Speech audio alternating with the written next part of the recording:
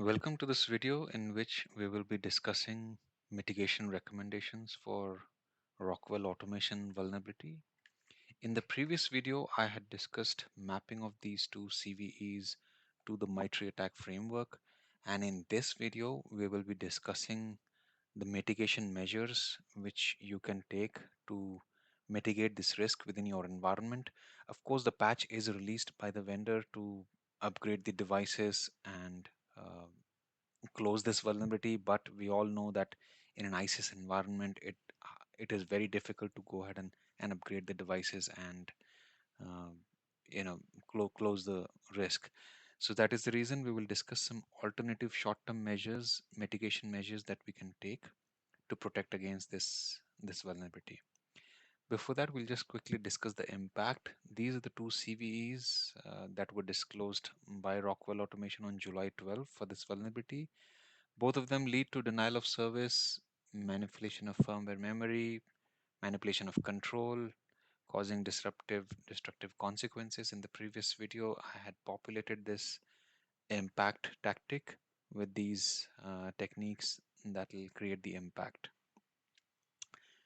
So, as I said earlier, mitigation measures, Rockwell Automation has provided patches for all the affected products. It has released the list of the products when the vulnerability was disclosed, which are affected, and along with the disclosure, they had released patches for these products. They had released snort signatures to detect the network traffic for these kind of anomalies. But updating the firmware immediately within ISIS environment is not feasible always, because you don't know what operational impact it will create. If you upgrade a firmware on a hardware device in an ISIS environment, which is linked further to several other machines, you don't know what impact will be created. Without doing a thorough testing and validation, you cannot go ahead and do a mass upgrade for all the devices which are there in your environment. In a typical IT environment, in an enterprise environment, things are very different. Where if you upgrade a server, if you do a hasty upgrade of few servers for a vulnerability, then you might end up affecting the availability of the service. Some services might break if you have upgraded the server without any thorough testing. So all that is there at stake is the availability. Uh, but in an ICS environment, in an industrial control environment, human life is at stake. Safety is the priority, because when these controllers, when they're connected further to machines, if you upgrade these controllers with a newer firmware, the change is not reversible, and you don't know what impact it will create on the operation side. Because in an OT environment, you're dealing with hardware technology, you're dealing with operational technology, which is hardware. You're producing some hardware material, and several machines are interconnected to manufacture these materials. So imagine a scene if you end up upgrading these devices without any thorough testing, and the firmware change is irreversible. The controller is further connected to a lot of other machines, maybe a robotic arm starts misbehaving, swinging 360 degrees, and people around that area, they will suffer damage. There can be loss of human life. So due to these safety reasons, as safety is the priority when it comes to ICS, when it comes to OT environment, that is the reason a thorough testing and validation is the uttermost important thing before doing any upgrade of the firmware or of the devices or the machines.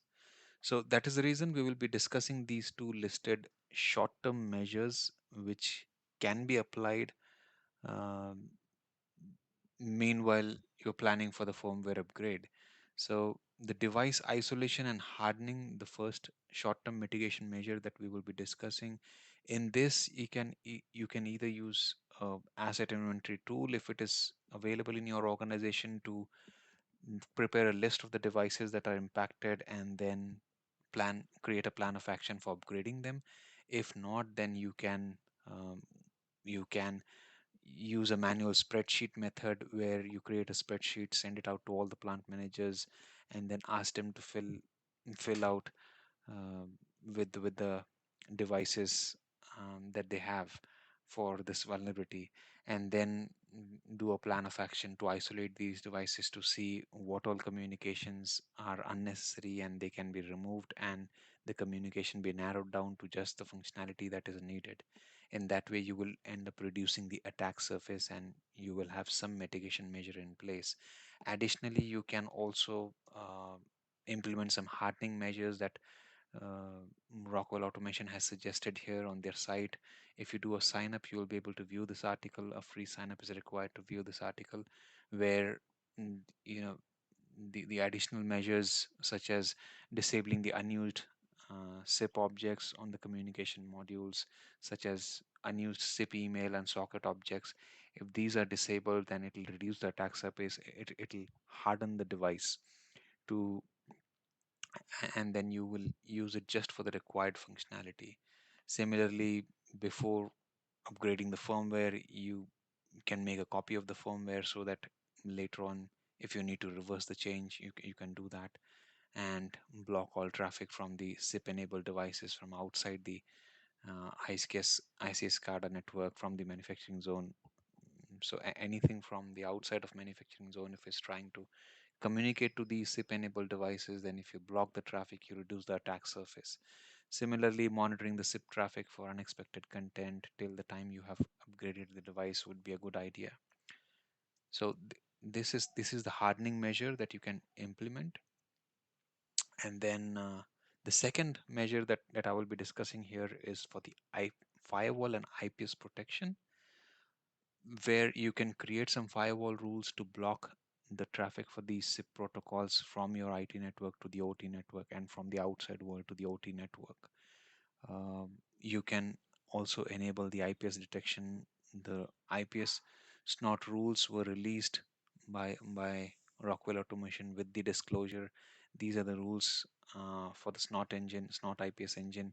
So I am aware that Cisco firewall, Cisco Firepower, and Cisco firewalls, they use the snot engine within them. I'm not aware of other vendors who use the snot engine within their firewall for IPS protection, but at least if you have a Cisco environment, if you have a Cisco firewall, then these snot engine rules can help you to uh, detect this traffic and then mm, block the traffic and have this mitigation measure in place. Another prerequisite for having this firewall and IPS protection against this vulnerability is that your IT network and your OT network must be properly segmented via a firewall in between. Mm, if your IT network and OT network is just a flat network, if there is no firewall in between, if you're just using a VLAN based segmentation, if there is no firewall zone based segmentation between your IT and OT, then applying this mitigation measure will become very difficult. And there are lot of industries still who do not follow these cybersecurity standards, where they still have a lot of devices exposed to the internet, where they still have a very flat network, where they are still relying on a VLAN based segmentation on the switch level. And there, then applying this kind of mitigation measure becomes very difficult.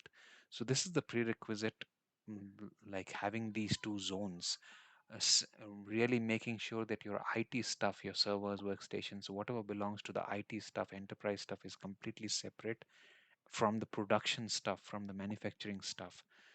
Your IT and OT are really divided into two zones mapped on the firewall. They also have a VLAN segmentation, and then the, the f- traffic is inspected and unauthorized traffic is blocked.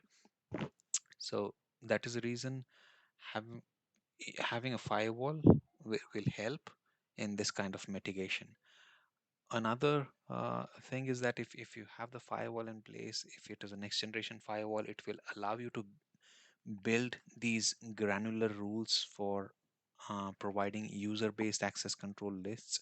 So in case if some of your users from the IT network, some of the engineering team, they access these devices on a regular basis to maybe program some new feature, or to program some new functionality or break fix scenarios, then you can whitelist the traffic for only those users based on a user based access control policy. If your firewall is talking to your identity management database like Active Directory or maybe or identity service engine of Cisco, then you can build user-based access control rules on the firewall and allow traffic just for those users to these to the OT network. Building a IP-based rule on the firewall is not really feasible because the workstations and laptops, they usually work on a dynamic IP assignment based scenario. So that is the reason, since the IPs of these laptops and workstations is going to change regularly, so building an IP based rule in the firewall then is not feasible. But yeah, so if you do not have this kind of segmentation, then get this kind of segmentation in place. Divide your IT and OT network into two separate zones. Further, you can also implement micro segmentation by dividing the OT network into further segments, further zones, isolating these devices till the time you have upgraded the firmware. So these were the two short-term then mitigation measures that we have discussed here, which can um, provide you sufficient protection till the time you are upgrading the firmware on these devices. It's a network-based attack, so it's a remote code execution. It's going to be the attack vector is going to be network. So that is the reason you need to concentrate more on the network, um, by enabling the firewall and IPS protection, having the IT and OT stuff really separated from each other, uh, physically and logically via a firewall control and IPS control, and plus then further hardening these devices, disabling unnecessary communication with other uh, machines when it is not needed. So I hope this video helps you in planning your mitigation for against this vulnerability. Uh, Thank you. I will see you in the next video.